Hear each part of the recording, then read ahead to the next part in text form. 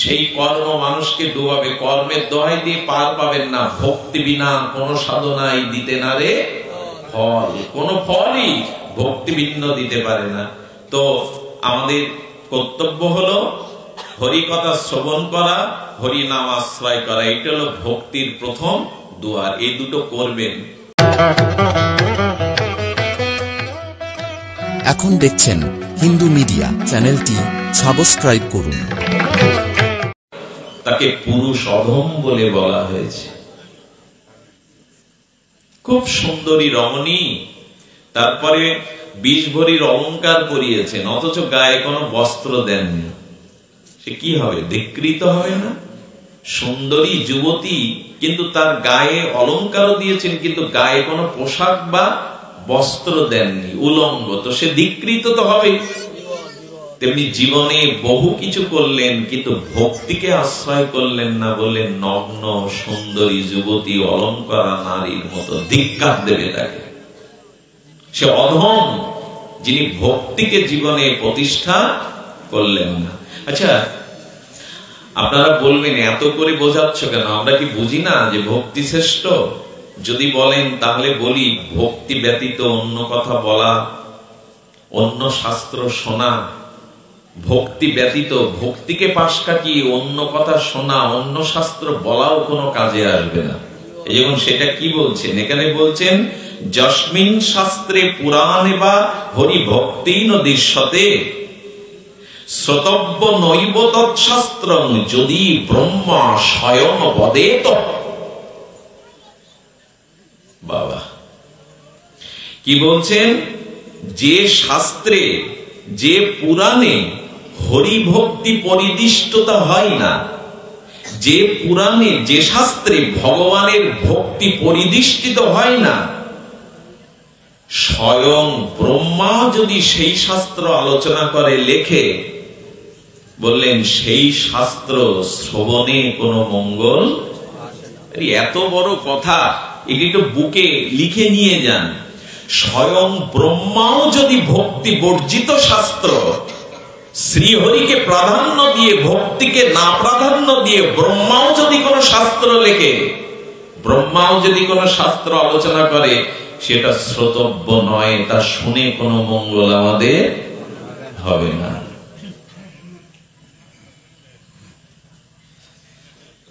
আচ্ছা, ব্রহ্মা যখন গোবৎস হরণ করলো বৃন্দাবনে, তার সখাদের গোবৎস হরণ করলো, উনি এসে গোবিন্দের চরণে, অত বড় 4 মাথাওয়ালা, সমস্ত দাড়িগুলো শুষ্ণগুলো পেকে গেছে, তিনি কৃষ্ণ তখন 9-10 বছরের, ওর কাছে এসে কত ক্ষমা চাইলেন না ব্রহ্মা? এই গাভী হরণ করেছিলেন সখাদের গুহার মধ্যে। আচ্ছা, উনার পিতামহের মতো 4 মাথা, এই সমস্ত পেকে গেছে দাড়ি টাড়ি, ব্রহ্মা এসে কৃষ্ণ 9 বছর বয়স, তাকে ক্ষমা চাইছে, কিন্তু শ্রীকৃষ্ণ সেদিন তাকে ক্ষমা করেননি। কারণ ব্রহ্মা পরীক্ষা করতে গিয়েছিলেন, ওনার বিদ্যা, ওনার জ্ঞানের দ্বারা উনি ভক্তকে কষ্ট দিয়ে বসলেন।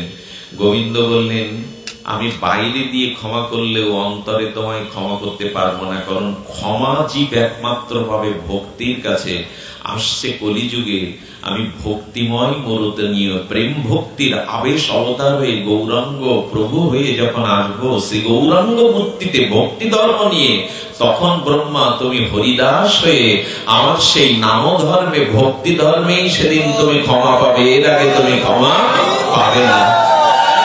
ভক্তির মধ্যেই হলো ক্ষমা, ভক্তির মধ্যেই হলো অপরাধ মার্জন। ব্রহ্মার ক্ষমা কৃষ্ণ সেদিন ব্রজে করেনি। ওই ব্রহ্মাই যখন হরিদাস হয়ে এলেন, আর ভক্তিতে শ্রী ভক্তি মুক্তি নিয়ে প্রেম ভক্তি প্রদায়িনী নম মহাবদন্নায় কৃষ্ণ প্রেম প্রদায়তে, যিনি কৃষ্ণ প্রেম ভক্তি দিতে এলেন, সেই মহাপ্রভুর অবতারে হরিদাসকে স্নান করালেন, চুম্বন করলেন, তাকে নিজে হাতে দৌড় কৌপিন দিলেন, তার জন্য ভিক্ষা করলেন, তার মহোৎসব করলেন। যে কৃষ্ণ ব্রহ্মার প্রতি রুষ্ট হয়েছিল, সেই কৃষ্ণ গৌর হয়ে এসে সেই ব্রহ্মাকেই কোলে তুলে নিলেন, চুম্বন করলেন, স্নান করালেন, সমাধি দিলেন, জীবের কাছে ভিক্ষা চেয়ে তার মহোৎসব পর্যন্ত করলেন। কতটা ক্ষমা পেয়ে গেল! মাই ক্ষমা করতে পারে। আচ্ছা, আমাদের পাপ থাকুক, আমাদের অপরাধ থাকুক, যেতে হবে কার কাছে? ভক্তির কাছে। আমাদের ময়লা আছে, তো বাবা কোট্টান পাই পরে অফিসে যাচ্ছে, উকিল বাবা, জজ বাবা, হতে পারে স্কুলের মাস্টার, বেশ দামি কাঁচানো পোশাক পরে যাচ্ছে। এখন ছেলেটা খেলা করছিল, গায়ে সেলসা মাখা, নোংরা মাখা, কাদামাটি মাখা। ছেলে চলছে, বাবা কোলে নাও। আচ্ছা নেবেন তো? এই যা যা সরে যা, সরে যা, মার কাছে যা, মার কাছে, বলে কিনা? আচ্ছা ধুলা বালি সেলসা গায়ে আবর্জনা মাখা, বাবা নেবে তো? এই কাঁচানো জামা, অফিসে যাচ্ছে, স্কুলে যাচ্ছে, চাকরিতে যাচ্ছে, বলে সরে যা, সরে যা, সরে যা, মার কাছে যা। দেখিয়ে যায় কার কাছে? তেমন জ্ঞান, কর্ম, দেব দেবী সব দেখিয়ে দিচ্ছে। আমাদের কোলে সহজে উঠতে পারবে না, মার কোলে যাও, ভক্তির কাছে যাও। মা খেতে বসেছিল, সারাদিন পর কাঁদছে, বাবা কোলে নিল না, বাবা তাড়িয়ে দিল। আই খোকা, নিজের খাওয়াটা রেখে কোলে করে আগে আঁচল দিয়ে কাঁদতে নেই মা, এই তো আমি কোলে নিয়েছি। ভক্তি হলো জননীর মতো, আর জ্ঞান কর্ম বাবার মতো সবসময় কোলে উঠতে পারবে না, সবসময় ধুলা ছেড়ে দেবে না। মার কোলে গেলেই কেবল মা ধুলা ময়লা ছেড়ে সমস্ত পাপ অপরাধ আমাদের মার্জনা করে স্নেহ করুণায় আর্দ্রতায় বুকে টেনে নেবেন। কার কাছে যাবেন? বাবার কাছে না মায়ের কাছে? এই জন্য আমার মহাপ্রভুর করুণাটা হলো ভক্তির করুণা। এই জন্য ওই যে বাবাজিরা গৌরচন্দ্রিকা করছিলেন না, ওইখানে কি বলা আছে? নন্দের নন্দন যেই শচীসুত হইল। আবার বলি লাইনটা, কয়েকটা নন্দের নন্দন যেই শচীসুত হইল। আচ্ছা ওখানে নন্দের নন্দন বলছে কৃষ্ণকে, বাবার নামটা মানে উল্লেখ হলো। আমাদের এই পিতৃতান্ত্রিক সমাজে এখনো পিতার নামটাই আগে নেওয়া হয় কি না? কিন্তু এইখানে মহাপ্রভুর নাম যখন নেওয়া হচ্ছে, নন্দের নন্দন যেই শচীসুত, এইখানে মান নাম নেওয়া হচ্ছে কেন? যে এখানেও তো লাইনটা এই লেখা যেত মহাজন, নন্দের নন্দন যেই জগন্নাথ মিশ্র সুত, সেই বাবার নামটা নেওয়া যেত না? শচীর নামটা দেখবেন, জগন্নাথ মিশ্র তনায় যতটা না বলে, লক্ষ্যের ভিতরে প্রায় লক্ষাধিক গৌর ভক্ত বলে শচীনন্দন গৌর হরি, বলে কিনা? শচীর নামটা আগে নেয় কেন মহাপ্রভুর নাম নিতে গেলে? এই জন্য যে মহাপ্রভু মায়ের মতো, কারণ ভক্তি নিয়ে এসেছেন। ভক্তি হলো জননীর মতো, আশ্রিতার মতো। উনি আশ্রয় দেন, উনি ধুলা ঝেড়ে নিতে পারেন। এই জন্য কৃপা করে আমাদের যদি আশ্রয় নিতে হয়, তবে ভক্তির কোলে আশ্রয় নিতে হবে। এই জন্য বলছেন যে শ্রোতব্য নৈব তৎশাস্ত্রম যদি ব্রহ্ম স্বয়ং বদে। তো যদি ব্রহ্মাও গ্রন্থ রচনা করে, যদি ব্রহ্মাও বলে, তবে ভক্তি শূন্য হলে তা শ্রবণ তোমরা করো না।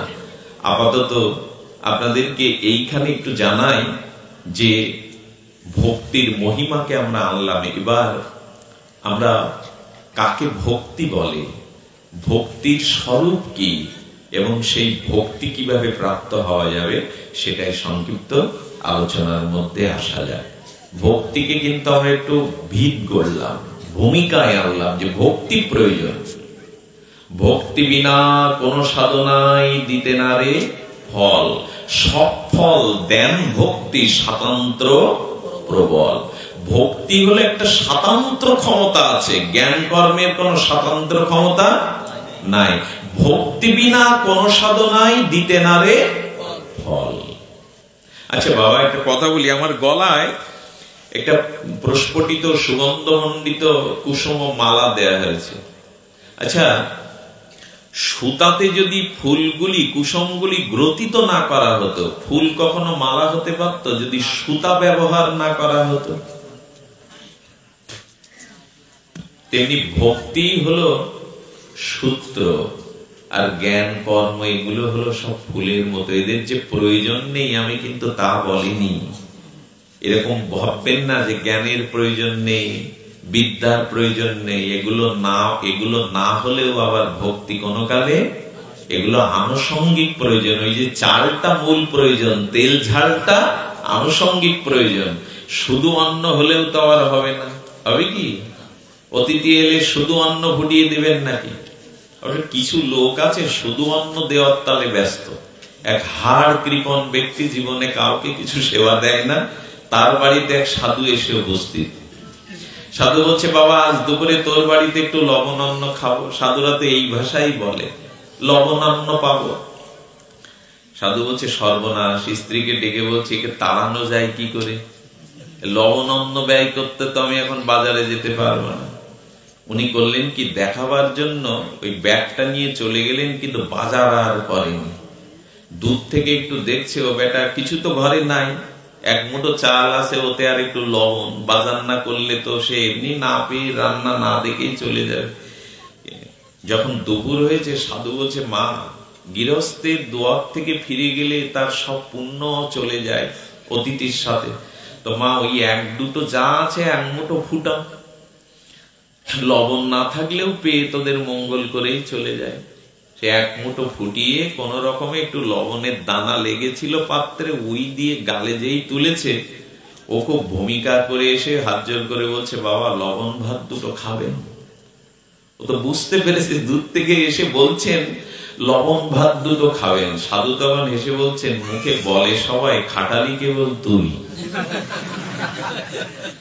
কারো বাড়িতে নিমন্ত্রণায় গিয়ে গেলে গলায় কাপড় দিয়ে বলে না, বাবা দুটো লবণ ভাত খাবেন? দিচ্ছে 5-7 রকমের, দৈন্য করে বলে লবণ ভাত খাবেন। সাধু হেসে বলছে, বলে সবাই, খাটালি কেবল তুই। লবণ ভাত দিয়েই কিছু মজার কথা আসে। এক অতিথি এসে দুপুরে খেয়েছে, মনে করেছিল চলে যাবে, বিকালেও যাচ্ছে না। এখন ছেলেকে তখন বলছেন, ও তো যাবে না সাধু, এক কাজ কর, তুই একটু পরে আমি ওর পাশে গিয়ে বসবো, তুই গিয়ে জিজ্ঞাসা করবি সন্ধ্যার রান্না কি কি হবে। গিয়ে বলছে, বাবা সন্ধ্যার রান্নায় কি কি হবে? আরে উন্মাদগ্রস্ত, একটু আগে খেলাম, এখন আবার খাওয়ার চিন্তা। আমি কি রাক্ষস? ওনার কাছে শুনতো, উনি কি রাক্ষস যে এখন খেলাম একটু আগে, আবার এখন সন্ধ্যায় কি খাবো? রাক্ষস বানিয়ে দিয়ে ছাড়লো। সন্ধ্যায় কিছু বারবার খাবো, আমি কি রাক্ষস? ওনার কাছে শোনো, উনি কি রাক্ষস যে বারবার খাবো, একটু আগে খেলাম? বলছেন, বাবা এরাই যখন রাক্ষসের কথা তুলতে আর থেকে গেলাম, কিছু কিছু কথায় কাজ হয়। একবারই আত্মীয় গেছে, তো সে তো আর নামতে চায় না, যেতেও চায় না, উনিও তার প্রতি ঠিক রুষ্ট। কি করে যাবে? স্বামী স্ত্রী দুইজন চালাক। বলছেন কি, তুই মিছি মিছি কাঁদবা আর আমি মিছি মিছি তোমার উপরে খুব ঝাড়বো। এবার থেকে বলছেন, হবে না, আমি রাঁধবো কি? তুমি কিছু আনলে না বাজার থেকে, দুয়ারে অতিথি আমি। বলছেন, বাজার থেকে আমি কিছু আনতে পারবো না। এত তোমার কেন? ও তখন, হ্যাঁ রাঁধতে হবে না তোমার, যাও, তোমার রাঁধতে হবে না। ও মিছে মিছি কাঁদছে, এও ওইখানে তেড়ে তেড়ে কথা বলছে। অতিথি বলছে, ওদেরই যখন হবে না ঝগড়া বাঁধিয়ে, তখন আর আমার কথা। আস্তে আস্তে নেমে চলে গেল। তখন বলছে, এখনো কাঁদছো কেন? ও চলে গেছে। বলে, কাঁদছি তো অভিনয়। বলে, আমিও তো বকছিলাম তোমাকে, অভিনয় করে কাঁদছো কেন? যেই বলেছে সে অতিথি আবার ফিরে আসছে। তোমরা যেমন অভিনয় করে বলছিলে, আমিও তো ঠিক ঠিক যাইনি, আমি অভিনয় করে যাচ্ছিলাম, আবার ফিরে আসছি। সব জায়গায় তো কাজ হয় না। এখন ভক্তিকে প্রাধান্য দিতে গিয়ে আমরা যেন এরকম না করে বসি। অন্যগুলো দরকার, একবারও কিন্তু বলিনি জ্ঞান দরকার না, বিদ্যা দরকার না, কর্ম, কিন্তু মুখ্য প্রয়োজন হলো সুতার। ফুলগুলো তখনই মালা হবে যখন সুতাতে গ্রহিত করা যাবে। আচ্ছা, এবার একটু সারাংশে আসি। ভক্তি কাকে বলে? একটা অপূর্ব কথা, আপনাদের পরিবেশটা ভালো, এখানে শুধুমাত্র বাঁশি বাজছে না, কেউ নাচ গান করছে না, বেহালা বাজছে না, সুর নেই, তবু হরি কথাতে আপনাদের রুচি। এই অঞ্চলটার কথা আমি শুনেছি, কয়রা অঞ্চলটার কথা বললে আমরা মাথা নত করি। এইখানের মানুষগুলোর ভিতরে এখনো কঠোরতা শহর কেন্দ্রিক মানুষের মতো আসেনি। এই অঞ্চলের আমাদি, কয়রা, এখানের মানুষ সম্পর্কে আমাদের সাধুদের ধারণা অনেক উঁচুতে। এখানে দেখে আপনাদের সেটা বোঝা যায়, শ্রোতার সংখ্যা দেখে না, মনোসংযোগ দেখে। আপনাদের উৎকণ্ঠা দেখে, তৃষ্ণা দেখে। তবে আপনাদের সম্ভাবনা আছে, হরি কথাতে যতদিন রুচি না হবে আপনি ভক্তি জগতে প্রবেশের টিকিটই পাবেন না। আপনি যত কিছুই করেন, হরি কথা ভাগবত কথাতে যদি আপনার রুচি বা শ্রদ্ধা না হয়, আচ্ছা থার্মোমিটার দিয়ে জ্বর মাপা যায়, যায় না? তাপমান যন্ত্র বলে বাংলায়। তাপমান যন্ত্র দিয়ে কত ডিগ্রি জ্বর, আর আপনি ভক্তির জগতে প্রবেশ করেছেন, কতটুকু ভক্তি অর্জন করেছেন, এটা মাপার থার্মোমিটার হলো ভাগবত কথাতে কার কত রুচি হয়েছে। হরি কথাতে রুচি না হলে পরীক্ষিত দুর্লভ গোবিন্দ চরণ পাবে না। কৃষ্ণের কথাতে শ্রদ্ধা না হলে অর্জুনের মোহ বুঝবে না। আমাদের মোহ তো এমনি। আচ্ছা অর্জুন কৃষ্ণকে কি আদেশ দিলেন? অর্জুন আদেশ দিলেন কি কুরুক্ষেত্রের যুদ্ধের আগে? সেনার উভয়ের মধ্যে রথং স্থাপিত অচ্যুত। এই তো, সেনার উভয়ের মধ্যে রথং স্থাপিত অচ্যুত। হে কৃষ্ণ, হে অচ্যুত, দুই সেনার মাঝখানে এই রথটা, কবিধ্বজ রথটা তুমি আচ্ছা ঠিক মাঝখানে মধ্য সীমারেখায় রাখতে বললেন কেন? মধ্য সীমারেখাটা হলো নিরপেক্ষ। মধ্য দুই বস্তুর একেবারে সমান্তরাল মাঝখানটা হলো নিরপেক্ষ। শ্রীকৃষ্ণ যেন বলছেন এই সংসারে নিরপেক্ষ জায়গায় থাকো, কোনো দিকে ঝুঁকতে যেও না। দেহ, সংসার, স্ত্রী, পুত্র মমতায় ঝুঁকতে যেও না। যেমন মানুষ যখন বসে, সামনে ঝুঁকলে ঘুম আসে আর পেছনে ঝুঁকলে অলসতা আসে। এটা হবেই, এটা দেহ ধর্ম। অর্জুনকে গোবিন্দ ঠিক মাঝখানে রাখলেন, বললেন নিরপেক্ষ থাকো। এই স্ত্রী, পুত্র, রূপ, যৌবন, সংসার, বিদ্যা, বুদ্ধি এগুলোর দিকে ঝুঁকতে যেও না।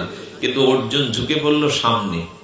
কৌরবদের দেখলো না, ভ্রাতা, বন্ধু, শ্যালক, শ্বশুর, এই দেখে অর্জুন মোহগ্রস্ত, বিষাদগ্রস্ত হয়ে গেল।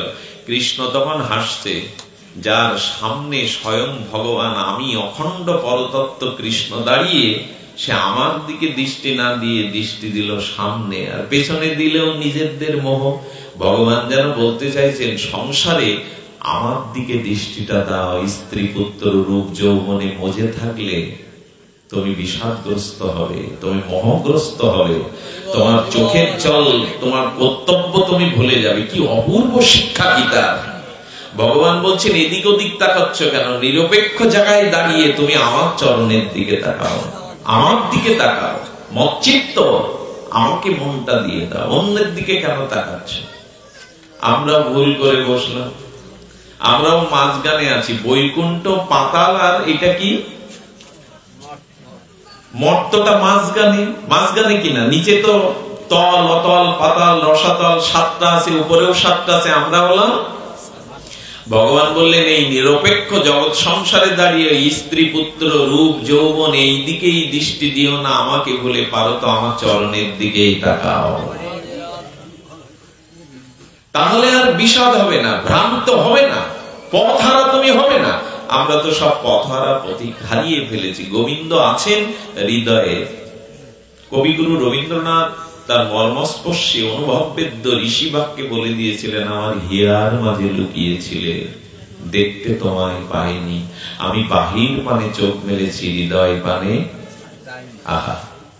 তুমি আমার অন্তরে ভালোবাসার সম্পদ হয়েছিলে, কিন্তু তোমার পানে তাকানো আমার, আমি বাহির পানে চোখ মেলেছি। স্ত্রী, পুত্র, বিত্ত, বৈভব, মান, সম্মান তোমার পানে। কবিগুরু শেষে বললেন, তুমি মোর আনন্দ হয়েছিলে আমার খেলায়, আনন্দে তাই ভুলেছিলাম কেটেছে দিন হেলায়। এই ক্ষুদ্র পরিণামগত দুঃখ মিশ্রিত আনন্দ নিয়েই আমার দিন কেটেছে, তোমার দিকে তাকানো হয়নি। কবিগুরু শেষ পয়ারটাই বললেন, সুর দিয়েছ তুমি, আমি তোমার গান তো গাইনি। তুমি সুর দিলে, জন্ম দিলে, দুর্লভ মনুষ্য জন্ম দিলে, কিন্তু তোমার গান গাওয়া। আরে কবিগুরুর কি মর্মস্পর্শী ঋষি বন্দনা, বেদাদি শাস্ত্রের উপনিষদের বন্দনা। সুর দিয়েছ তুমি, আমি তোমার গান তো। আর প্রেমানন্দ কি বললেন মনশিক্ষায়, দিবস যামিনী আবল তাবল কত পাঁচাল পড়িতে পারো, তাহার মাঝে একবারও কি রাধা মাধব বলিতে নারো। মেয়ে আমার শিক্ষিকা, জামাই আমার প্রফেসর, অমুক মেয়ে পুলিশের হাতে দিয়েছি, এই গল্প কেন সারাদিন তোমার? এই বাজারে 10টা দোকান, অমুক তমুক আত্মীয় স্বজন, এই পাঁচাল কেন পাচ্ছ তুমি? সারাদিন নিজের যশ খ্যাতির ঢাক পেটালে বদনে একবার রাধা মাধব পেল না তোমার। হ্যাঁ, ভক্তি কাকে বলে? ভক্তি হলো ভগবানকে আনন্দ দেওয়া, ভগবানকে সুখ দেওয়া। ভক্তি মানে, আমি খুব বড় করে আপনাদের কিছু আনব না, ভক্তি মানে আনুকূল্যস্য কৃষ্ণ অনুশীলনা। এবার ভক্তি স্বরূপটা আমরা একটু জানাই, ভক্তি কাকে বলে, ভক্তির প্রাপ্তটা কি। আমরা তো আসলে বাহির পানে চোখ দিয়ে দিয়েছি, আমাদের লক্ষ্যটা ভগবানের দিকে। এই জন্য তো গীতায় কি বলেছেন, তেষাং সততযুক্তানাং ভজতাম প্রীতিপূর্বকং দদামি বুদ্ধিযোগং তাং উপযান্তি। দৃষ্টি আমার দিকে ফেরাও, আমাকে আনন্দ দাও, মন আমাকে অর্পণ করো। সুর দিয়েছ তুমি, আমি তোমার গান তো গাইনি। এই জীবন ভজনের জন্য, কৃষ্ণ ভজিবার তরে হেলে দুলে পড়ি আমরা। অষ্টদশ শতনাম যখন পড়ি, খুব পড়ি, কৃষ্ণ ভজিবার তরে সংসারে আইনু। করছিটা কি? ভজনের জন্যই তো এসেছি এই জন্মটা। আচ্ছা বাবা, স্বভাব তো পশু জন্তু জানোয়ার ছাড়ে না, আমাদের স্বভাব হলো কৃষ্ণ ভজনের দেহ পেয়েছি। কারণ মানুষের জিহ্বা ছাড়া অন্য কোন প্রাণীর জিহ্বা কৃষ্ণ বলতে পারবে? শুকর কুকুর গুলো বলতে পারবে? অন্য কোন সাপের ব্যাঙের জিহ্বা গুলো আরো লম্বা, পারবে কি? তাহলে মানুষের জিহ্বা পাপী হলেও কৃষ্ণ বলতে পারবে কেন? এটাই স্বাভাবিক ধর্ম, যে মনুষ্য জন্মটা গোবিন্দ ভজনের জন্য, অন্য জন্মটা ভজন যোগ্য নয়। এটাই প্রমাণ করে।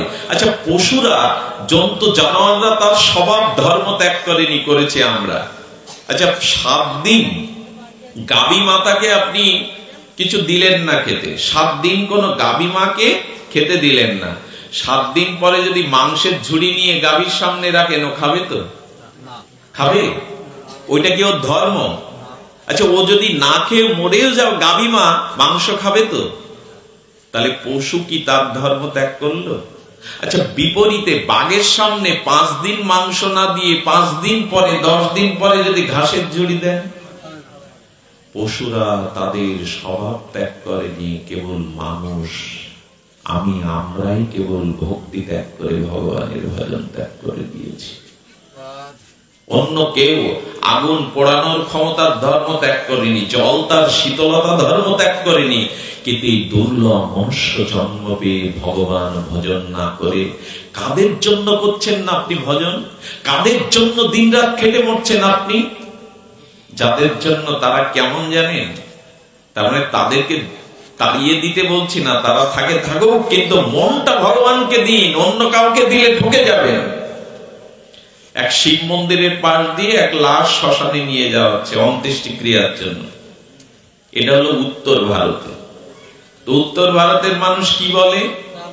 আমরা যেমন এরকম হরে কৃষ্ণ কীর্তন করতে করতে, তারক ব্রহ্ম নাম করতে করতে অন্ত্যেষ্টিক্রিয়া মরদেহকে শেষ যাত্রায় নিয়ে যায়, আর উত্তর প্রদেশে ওরা বলে রাম নাম সত্য হে, রাম নাম সত্য হে বলতে। টিভিতে দেখেছেন না, হিন্দি ছবিতে টবিতে কেউ মারা গেলে ওই বলে রাম নাম, রাম নামে মুক্তি হয়, ওরা ওইটা বলে।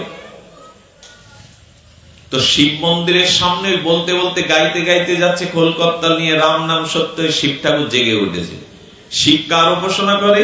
ভগবান শঙ্কর। রামের তো পঞ্চমুখে রাম নাম করে। প্রভুর নাম শুনে শিব মানুষের রূপ ধরে বলছে, ওদের সাথে একটু রাম প্রভুর কীর্তন করে আসে।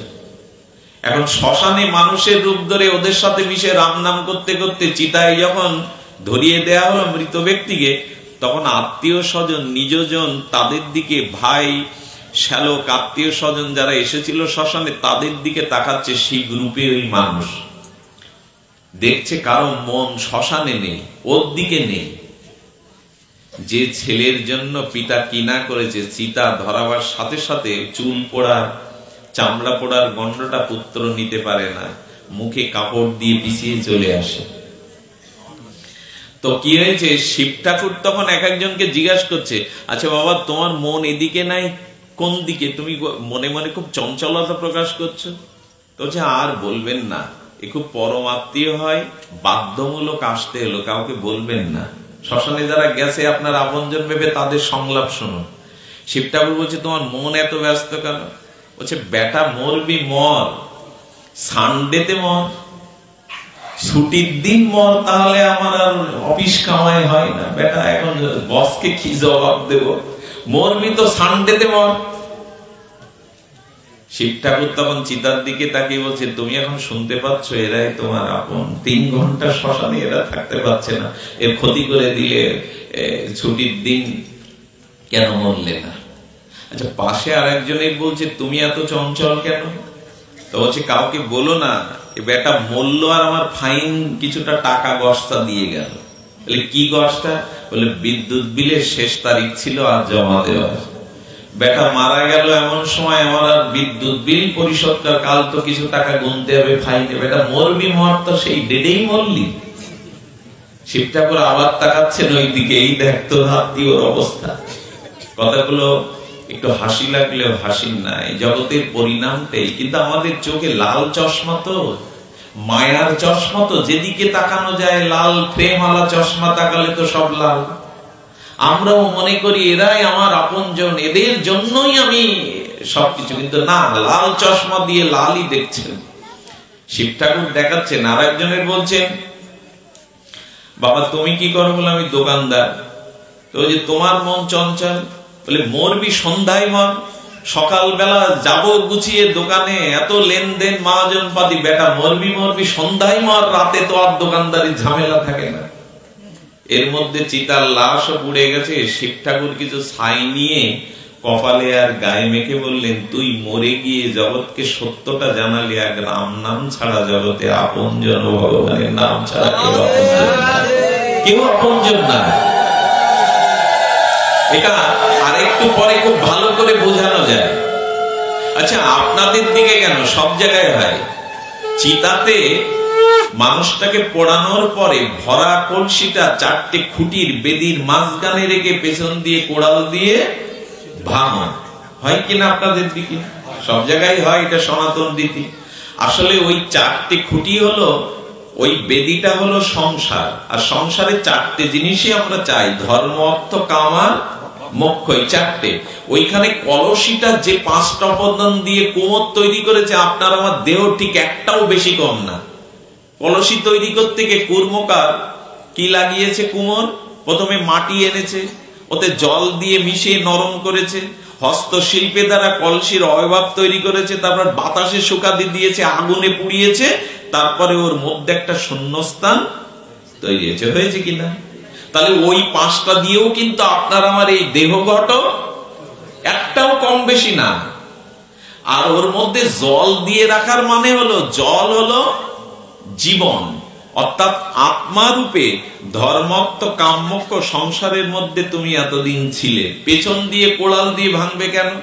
বলে মৃত্যুটা তোমাকে কোনোদিন সাল তারিখ জানিয়ে আসবে না, মৃত্যু তোমাকে জানিয়ে আসবে না, এই জন্য পেছন দিয়ে কোড়ালটা হলো মৃত্যুর প্রতীক, আর পেছনে ফিরে ভাঙা রক্ত হলো মৃত্যু যদি না আসবে তোমাকে সাল তারিখ জানিয়ে আসবে না।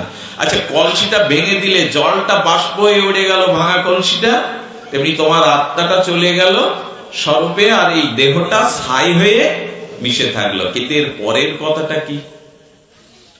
এর পরের কথাটা খুব মর্মস্পর্শী কথা, হৃদয় ছোঁয়ানো কথা। গুরুজনেরা বলে ওদিকে আর কেউ ফিরে তাকিও, কি বলে? ওদিকে আর কেউ ফিরে তাকিও না। ভগবান তখন বলছেন এই পর্যন্তই শেষ। এই দেখ তোর আপন স্ত্রী এলো দুয়ার পর্যন্ত, আত্মীয় স্বজন শ্মশান পর্যন্ত, টাকা ব্যাংকেই থাকলো, গহনাগুলো আলমারিতেই থাকলো, জমি জমির জায়গায় থাকলো, গোয়ালের গরুগুলো গোয়ালেই থাকলো, তোর হাতে একটা আংটি ছিল সোনার, ওটাও কান্নাকাটির মধ্যে খুলে নিতে ভুল হয়নি। কিন্তু এখন বলছে ওদিকে আর কেউ, ভগবান বলছেন আমি ছাড়া সেই পরপারের অন্ধকার পথে তোর কোনো বন্ধুই নাই। ওই দেখ সব তোর দিকে ফিরে তাকাতে নিষেধ করছে, আরে আর কেউ নেই। আমি ছাড়া এই অজানার পথে, এই মৃত্যুর পরে রহস্যময় অন্ধকার পথে আমি দীনবন্ধু হরি ছাড়া তোর হাত ধরবার কেউ নেই। এ কি আবেগের কথা? খই আর খুচরো পয়সা ছড়ান, খই আর খুচরো পয়সা ছড়ান, ওতে পার হওয়া যাবে তো? ওইটা ছড়াই মানে তুমি এসেছিলে ব্রহ্ম থেকে, আবার ফিরে যাচ্ছ, যাত্রা তো যাত্রা করতে গেলে নৌকা পথের খরচ লাগবে, ওই দিয়ে ভাববেন না বাপ মাকে আপনি পাঠিয়ে দিলেন। ওইটা ছড়ানো হয় মানে বলা হয় শেষের সম্বল খই আর খুচরো পয়সা না, ওটা জগতের সম্বল। পরকালে যেতে গেলে, পরপরে যেতে গেলে যে সম্বল, সেটা একমাত্র ভক্তি লাগবে। ভক্তি ছাড়া পরপারে কোনো পথ পাবে না। এই জন্য বলহরি কাদের জন্য বলে? বলহরি বললেই তো পিলে চমকে ওঠে। বলহরি, উল্টে হরি বল বললে কেমন মাধুর্য লাগে, বলহরি বললেই ধাক্কা লাগে। বলে ওই সময় হরি বল না বলে বলহরি কেন? কেন জানেন? আর আমাদের বুদ্ধি কত স্বল্প, মৃত ব্যক্তির উদ্দেশ্যে বলহরি দেয়া হয় না। যারা বেঁচে আছে, পেছনে দেখছে বা যাচ্ছে রাস্তার দুই ধারে ছাদের উপরে, ওদের জন্যই বলহরি, ওদের জন্যই বলহরি। নালে হরিবল বলতে হতো। যে মারা যায়, আমরা তো একটু কীর্তন করি, শ্মশানে যেতে হয়, কেউ মারা গেলে আগে ডাক আসে, চলো শ্মশানে, বৈষ্ণব ডাকে। ওই সময় বৈষ্ণবের দরকার হয়, অন্য সময় না।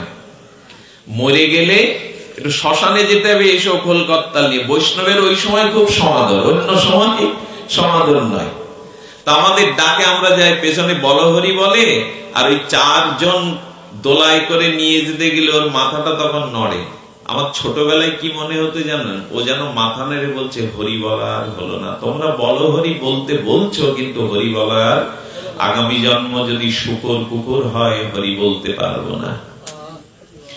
এই জন্য যারা বেঁচে আছে ওদের বলা হচ্ছে তুমি বলো নাই, তোমার দশাও একদিন এই হতে যাচ্ছে। সেদিন মাথা নাড়তে হবে আর বলতে হবে আমার আর বলা। তোমরা যারা বেঁচে আছো, এই জন্য বলহরি শব্দটা মরার জন্য না। আমরা যারা বেঁচে আছি না, আমরা বুঝলাম মরে গেলে বলহরি বলতে হয়। শুধু ভক্তগণ, সময় না বাড়িয়ে আমরা সিদ্ধান্তের মধ্যে আসি। তাহলে ভক্তি কাকে বলে, এটা একটুখানি আপনাদের ভক্তির স্বরূপটা নির্ণয় করে তার মূর্তিটা প্রতিমার রূপ দিয়ে পাঠ শেষ করব। এতক্ষণ ভক্তির প্রয়োজন বললাম, ভক্তি যে কর্তব্য সেইটা বললাম, আর এটা জানাতে চেষ্টা করব ভক্তি কাকে বলে, ভক্তির স্বরূপ কি। কি বলছেন? সর্ব উপাধি বিনির্মুক্তং তৎপরিত্তেন নির্মলং ঋষিকেশ ঋষিকেন সেবনং ভক্তিরুচ্যতে। আর কি বলেছেন? আনুকূল্যস্য সংকল্প প্রতিকূল্য বিবর্জনম। অর্থাৎ ভক্তি হলো তাই, খুব সহজ কথা হলো, ভগবানের সম্মুখে বসে একটু চোখের জল, একটু তুলসী পাতা, একটু নয়ন জল দিয়ে যদি বলতে পারেন, হে পরম প্রিয়, হে সুন্দর, হে ত্রিভঙ্গ মুরারি, হে মুরলীধারী, হে ব্রজেন্দ্র নন্দন, এই শব্দগুলো সব মাধুর্যের। ভগবান সর্বশক্তিমান, এগুলো সব ঐশ্বর্যের। এখানে বলতে হবে হে সুন্দর, হে প্রিয়, হে অরিন্দম, হে ব্রজেন্দ্র নন্দন, হে রাধা মাধব, হে যশোদানন্দন, আমি তোমার কাছে ইহকালে পরকালে আমি নিজের সুখের জন্য কিছু চাই না, কারো কাছে কিছু চাই না।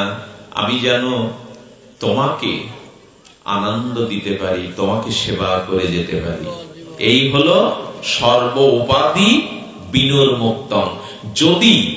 যদি ভগবানকে সামনে রেখে নিজের চাওয়া পাওয়া গোছানোর তালে ব্যস্ত থাকেন, তাহলে ওটা সকাম হয়ে যাবে, নিষ্কাম হবে না। যতদিন নিষ্কাম না হতে পারছেন, ততদিন ভক্তি দেবী দূরে ঘোমটা দিয়ে দাঁড়াবে।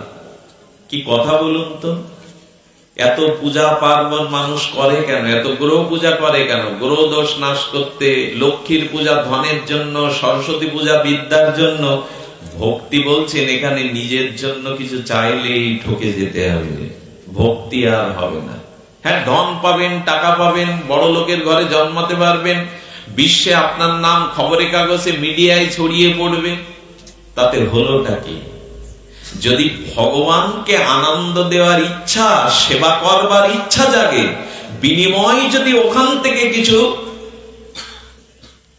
না পাওয়ার ইচ্ছা থাকে, তাকেই বলে ভক্তি। কিন্তু আমরা তো ওই দলের লোক না। আমরা একটা কিছু দিতে পারলেই মাথা নত করে 14 ঘন্টা চেয়ে বসি। ছেলের চাকরি দাও, মেয়ের ভালো পাত্র দাও, আমার রোগ শোক দূর করো। রাজার, আচ্ছা, গণভবনে যদি প্রধানমন্ত্রী আপনাকে সাক্ষাৎকারের সুযোগ দেয়, শেখ হাসিনা যদি কোনো কারণে আপনাকে 5 মিনিট সাক্ষাৎকারের সুযোগ দেয়, আপনি গণভবনে গিয়ে বলবেন নাকি, মাননীয় প্রধানমন্ত্রী, আপনার এখানে লাউ হয়েছে গাছে, খুব ভালো, একটা লাউ আমাদের দেন?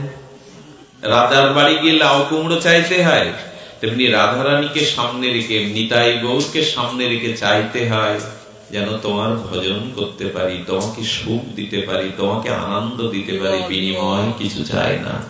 রাজার বাড়ি গিয়ে লাউ কুমড়ো চেয়ে ঠকতে নেই।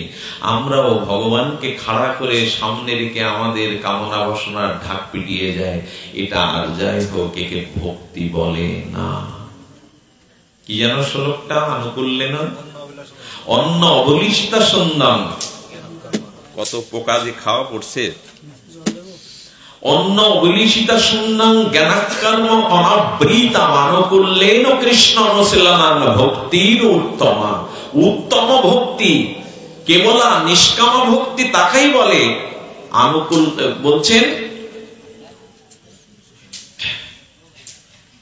বলছেন তার সুখের চেষ্টা করার নাম হলো ভক্তি। তার মানে আমরা খুব বেশি দূরে যাব না। আপনি হরি নাম করবেন, হরি কথা শ্রবণ করবেন, ফুল তুলসী গোবিন্দকে দেবেন, সেবা করবেন, কিন্তু বিনিময় কোনো কিছু চাওয়ার প্রত্যাশা, নিজের সুখের প্রত্যাশা থাকলে ওখানে ভক্তি দেবী অনেক দূরে গিয়ে দাঁড়াবে। আচ্ছা, বারবার এই কথা বলছি তো আমি চাইবো না, কিন্তু না চেলে তো আমার অনেক প্রয়োজন আছে। গোবিন্দ বলছেন, যে ভক্ত আমার কাছে কিছু চাই না, আমি সেই ভক্তের কাছে আর কি দেব? নিজেকেই বিক্রি পর্যন্ত করে দেব। আমি আর ওকে কি দেব? আমি বিক্রি করে দিই তার কাছে, আত্মবিক্রয় করে দিই। এ সম্পর্কে একটা ভালো কথা এসছে। এই জগতে নিষ্কাম ভক্তের পরিচয় আমরা পাই ভাগবতে, আমাদের হনুমান চরিত্রে এবং প্রহ্লাদ চরিত্রে। তো হনুমান রাজসভায় মা জানকী আর প্রভু রামচন্দ্র বসে আছে সিংহাসনে, হনুমান চরণের কাছে বসে বারবার রঘুপতি রামচন্দ্রের দিকে তাকাচ্ছেন, বারবার তাকাচ্ছেন। আর রাম ভগবান হনুমানের দিকে তাকাতে গিয়ে না তাকিয়ে সীতার দিকে তাকাচ্ছেন। সারাদিন এই এক দৃশ্য মা সীতা ফলো করেছে। মা সীতা রাত্রে প্রভুকে সেবা দিয়ে বলছেন, প্রভু, আমি একটা জিনিস লক্ষ্য করেছি, যদি অভয় দেন তো আপনাকে বলি। বললো, হনুমান আপনার কি হয়?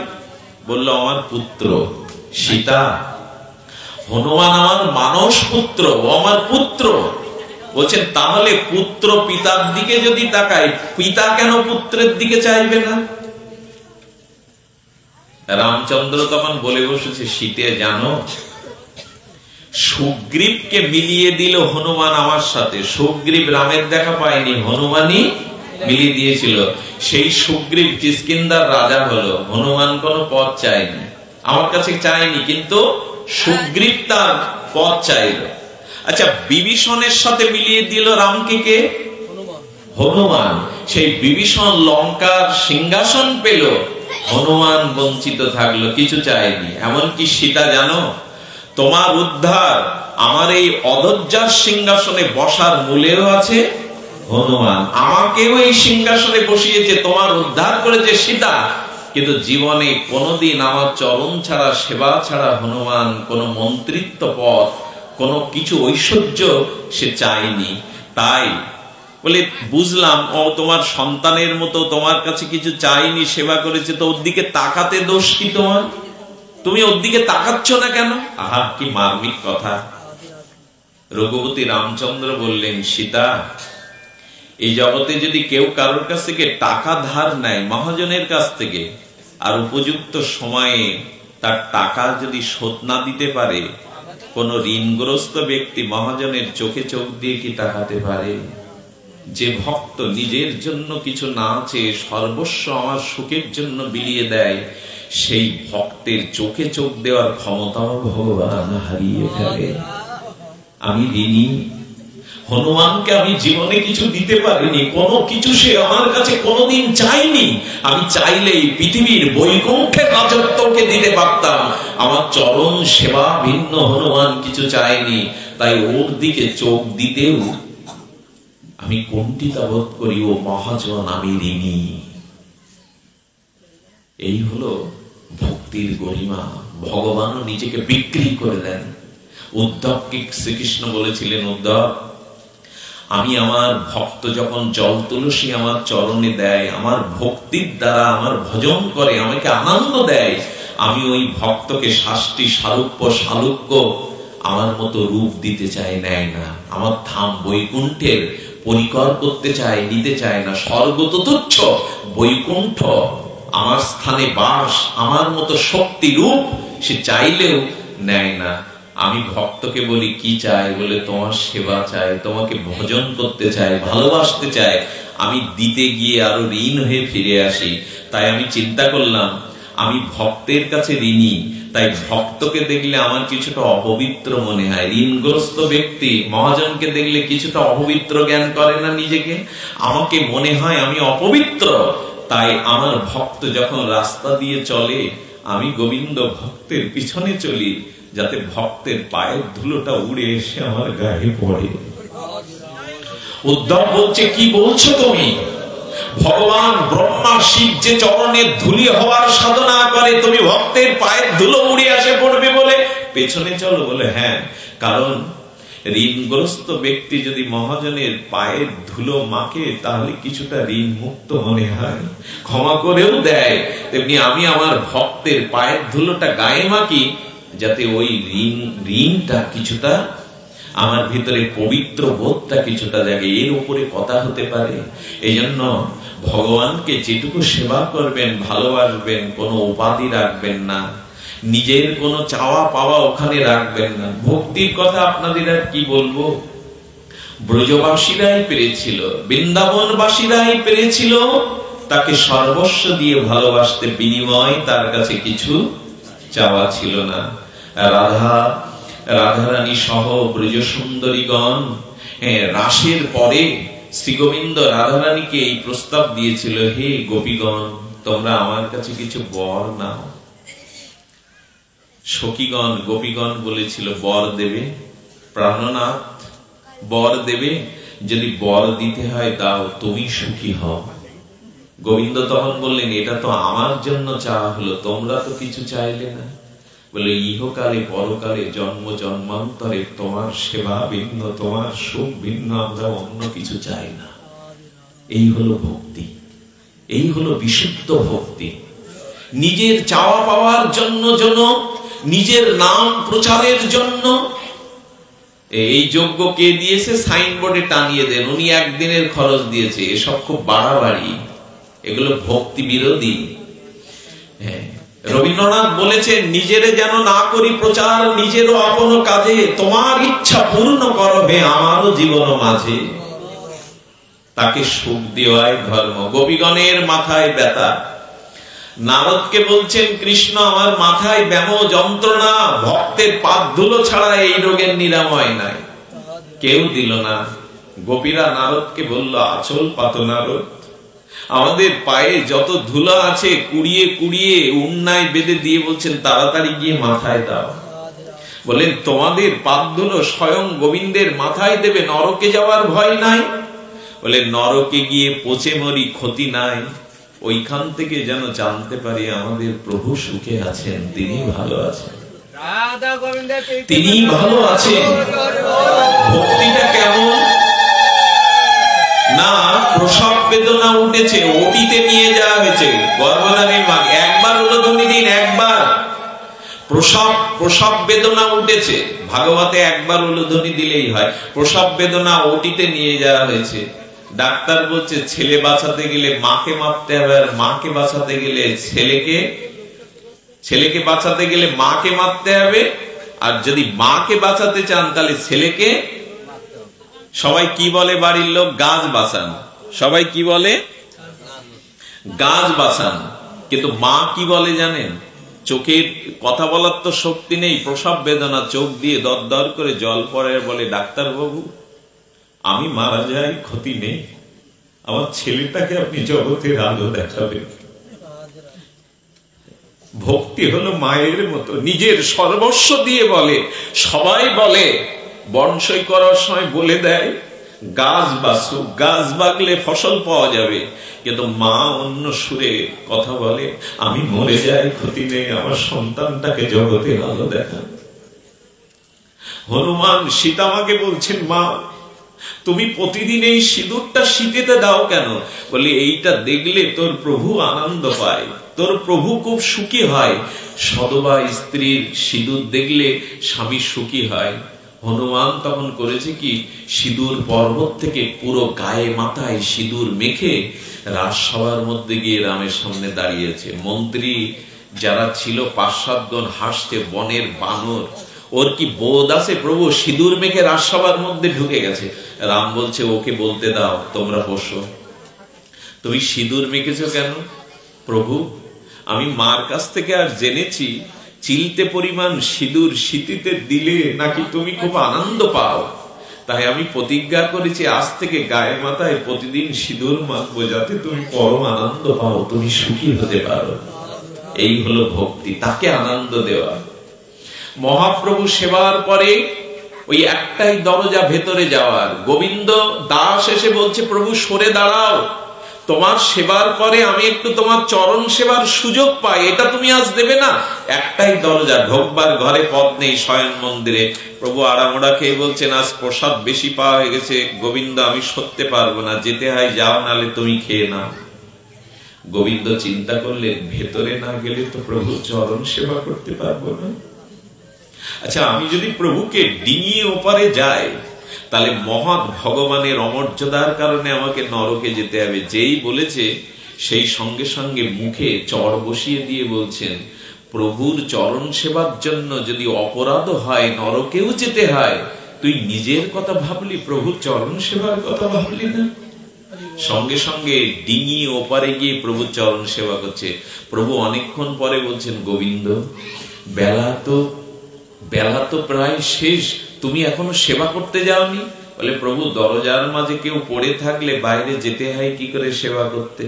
বলে, আমি জানি তুমি বাইরে ছিলে, যেভাবে ঢুকেছিলে ওইভাবেই যেতে পারতে।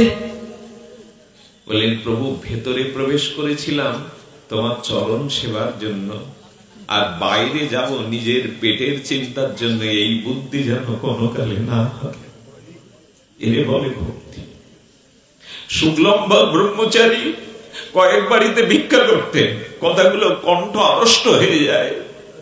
কয়েক বাড়িতে ভিক্ষা করে, 3 বাড়িতে ভিক্ষা করে ঝোলার মধ্যে ভিক্ষালব্ধ তন্ডুল নিয়ে গেছে। প্রভু কীর্তন করছিলেন শিবাসঙ্গনে। প্রভু বললেন, এসো এসো শুক্লম্বা। থলের মধ্যে মুষ্টিবদ্ধ সেই চাল চিবাতে শুরু করেছেন। গৌরী বললেন, প্রভু ওতে ধান আছে, কাকর আছে, চাল চিবাচ্ছ কেন? মহাপ্রভু আনন্দে বলছেন, ভক্তের পাত্রের মধ্যেও যে ভক্তি থাকে আমার জানা ছিল না। এই চাউলগুলোর মতো স্বাদ আমি কখনো পাইনি, বিষ্ণুপ্রিয়ার হাতে রন্ধনেও পাইনি। ওইটা দাও, আর এক মুঠি দাও। বলছে, না।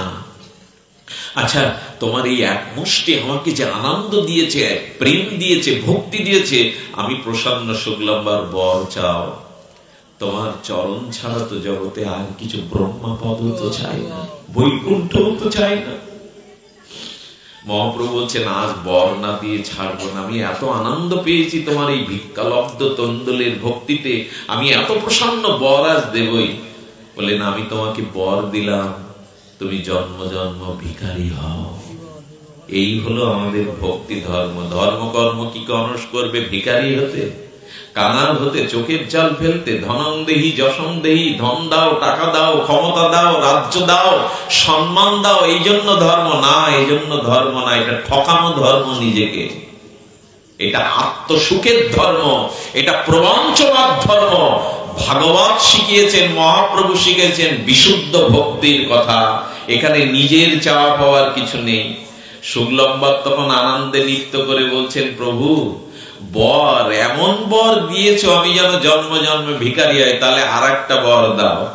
সেই বরটা হলো আমি জন্ম জন্ম ভিখারি হব, আর এই বর চাই সেই ভিখারির থলের থেকে এমনি করে জন্ম জন্মে তুমি কেড়ে খাবে, এই বর দাও। আচ্ছা, এই কথা শুনলে যদি এত আনন্দ হয়, যারা এরকম আচরণ করে তাদের কি আনন্দ হয়? আমি একটু বলছি, তাতে যদি চিত্তে, কারণ এখানে কোনো কামনা নাই তো, বাসনা নাই তো, এই জন্য কথাগুলো এত মধুর। দেখবেন যেখানে স্বার্থ আছে, কামনা বাসনা আছে, সেখানে ওটা মধুর হতে পারে না, কোথায় দেয়াল উঠে যায়। এই জগতে যাকে ভালোবাসেন, যদি আপনি জানতে পারেন কোন স্বার্থের কারণে সে আমাকে ভালোবাসে, ভালোবাসার মধুরতা টিকবে তো? তেমনি দয়া করে এই নাম করুন, হরিকথা শুনুন, আর গোবিন্দ চরণে ফুল তুলসী দেন। দয়া করে, কৃপা করে নিজের সুখের জন্য কিছু চাইবেন না। তাই বলে যে কিছু পাবেন না তা না। আমি তো বললাম ভগবানও নিজেকে বিক্রি করে দেয়। আর সময় নেই। প্রশ্ন আসছে ভক্তি বড় না কর্ম বড়? এতক্ষণ বললাম কি? প্রশ্ন আসছে ভক্তি বড় না? এতক্ষণ তো শুরুতেই বললাম ভক্তি বিনা।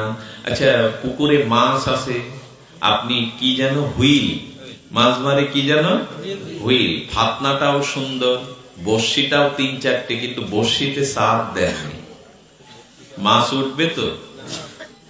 তরকারি রেঁধেছেন ৩৬ টাকা দামের ফুলকপি, আর ওই মাছের কথা না বললাম, কই মাছ শীতকালে খুব জমে। এসব কথা ব্যাসা শুনে বলতে নেই, কিন্তু বেটা খেতে গিয়ে, স্বামী খেতে গিয়ে থুতু করে গালি দিতে শুরু করলো, সব দিয়েছে, লবণ দেয়নি। তো ভক্তি ছাড়া কর্ম, জ্ঞান, এই সবগুলো লবণহীন তরকারির মতো, এগুলো ঠিক মধুর হবে না। কর্ম না করলে ভক্তি আসবে কি করে? খুব দারুণ প্রশ্ন, যিনি প্রশ্ন করেছেন তিনি বোঝেন। বলছেন কর্ম না করলে ভক্তি আসবে কি করে? আচ্ছা, আপনি কর্ম করে 10টা হাসপাতাল তৈরি করে দিলেন, 250 বেড 10টা করে দিলেন, 50টা বিশ্ববিদ্যালয় করে দিলেন, আর একজন ঘরের মধ্যে শ্রী গোবিন্দের একটা বিগ্রহে জল তুলসী দিয়ে রাত দিন সেবা করতে লাগলো। বলুন, ওই কর্ম বড় না এর ফল তুলসী দেওয়া বড়? বলতে হবে আপনাদের, কোনটা বড়? এইখানেই তো আমাদের ধাঁধা লেগে যায়। আমরা রাত দিন বলি কর্ম করো, কর্ম 3 প্রকার। গীতাতে কর্ম বলেছে কর্ম, অকর্ম আর বিকর্ম। সরিষার তেলে পাম তেল দিয়ে সারাদিন বেচবার বললো ধর্ম কর্ম রাখো, আগে কর্ম করো, বাপ মার সেবা করো, ওই আপনার কর্ম। নিজের বউ, ছেলে মেয়ে, টাকা পয়সা, বিল্ডিং বাড়ির জন্য খেটে গেলেন, পর উপকার নেই, পরের কল্যাণ নেই, বৈষ্ণব নেই, সাধুদের প্রতি লক্ষ্য নেই, আত্মস্বার্থের জন্য ব্যাংক ব্যালেন্স করে গেলেন, এই কর্মই বড়? অত সোজা না। কর্ম বুঝতে গেলে কর্মের ভেদ বুঝতে হবে, কর্ম, অকর্ম, বিকর্ম। গীতায় বলে দিয়েছিলেন কর্মান্যে অধিকারস্তে মা ফলেষু কদাচন। সেই কর্মই কর্ম যে কর্ম করে আমি করেছি এই কর্তৃত্ব অভিমান থাকে না, আর কর্মের কোন ফলের আশা না রেখে যিনি কর্ম করে তার কর্মটা এটা হয়তো অত সোজা। একদল লোক এখন কর্ম নিয়ে ধুয়ো তুলে দেয়, ধর্মকর্ম রাখো, তোমাদের এই বৈষ্ণবদের জন্য, সাধুদের জন্য দেশটা উচ্ছন্নে গেল। বেটারা পরের খেয়ে বেড়ায়, পরের টাকা পকেটে নিয়ে ঘুরে বেড়ায়, খেয়ে দিয়ে কাজ নেই তো, সংলাপ তো এই, সাধু দেখলেই তো এই। কিন্তু না, প্রভুপাদ কি বলেছে শুনুন, খুব মার্মিক উত্তর। প্রভুপাদ বলছেন 100টা হাসপাতাল করার থেকে, 10টা বিশ্ববিদ্যালয় করার থেকে, একজন যদি বিশুদ্ধ কৃষ্ণ ভক্ত জগতে হয়, তবে 100টা হাসপাতালের থেকে, 10টা বিশ্ববিদ্যালয়ের থেকে এর দ্বারা জগতের বেশি কল্যাণ হয় ভক্তের দ্বারা। তার যুক্তি তো দেখাতে হবে। আচ্ছা, যারা হাসপাতালে রুগী হয়ে যায়, সব রুগী সুস্থ হয়ে ফেরত না মরে? অনেক মরে যায় না? রেটপট তো জানা যায়, হাসপাতালে যা হয় তা তো চিকিৎসার টাকা না দিতে পারলে রুগী মেরেই দেয়, কিডনি বিক্রি করে দেয়, সরকারি দেওয়া ওষুধগুলো বিক্রি করে 3 লাখ টাকার বাথরুম তৈরি করে, অথচ গরিবরা ওষুধ পায় না। এই হাসপাতাল আপনি করলেন দরকার জগতে।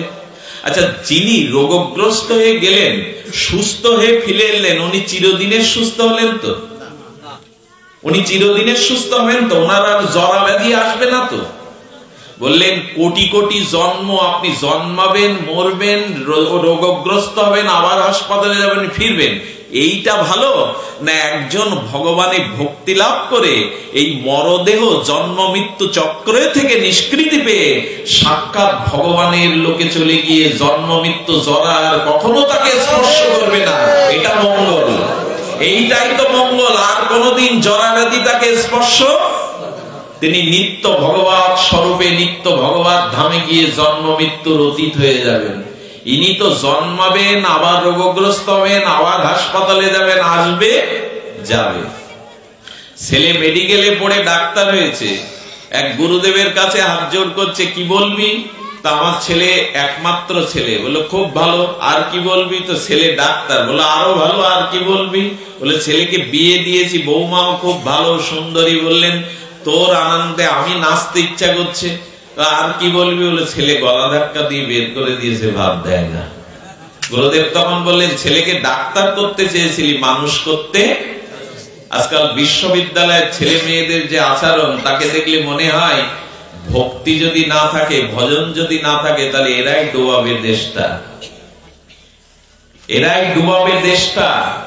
এই জন্য কর্ম বড়, যদি ভক্তি সেই কর্মের সাথে নিষ্কামতা মিশে থাকে, না হলে কিন্তু সেই কর্ম মানুষকে ডুবাবে। কর্মের দোহাই দিয়ে পার পাবেন না। ভক্তি বিনা কোন সাধনাই দিতে না রে ফল, কোন ফলই ভক্তি ভিন্ন দিতে পারে না।